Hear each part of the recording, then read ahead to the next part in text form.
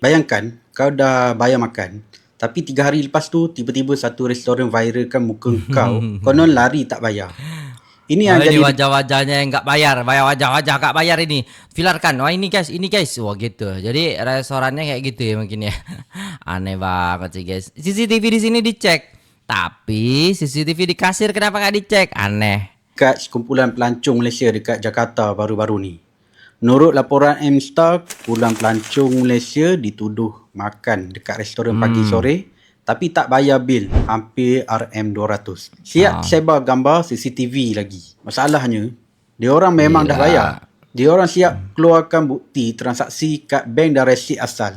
Lepas semua bukti diberi, baru pihak restoran mengaku berlaku salah faham dan buat permohonan maaf. Aneh. Kami dari pihak restoran pagi sore cabang PIK ingin menyampaikan klarifikasi terkait kesalahpahaman yang terjadi mengenai pembayaran. Tapi jujur cakap, dekat zaman sosial ni, minta maaf tak semestinya boleh padam malu orang. Betul. Sebab bila benda dah viral, orang dah screenshot, dah share dekat thread TikTok, Facebook, nama orang dah kena dulu. Betul. Yang aku lagi pelik, macam mana sesebuah bisnes boleh terus tuduh customer tanpa verified betul-betul. Kalau payment sangkut, check dulu sistem. Benar. Kalau tak jumpa resit, contact dulu customer secara proper.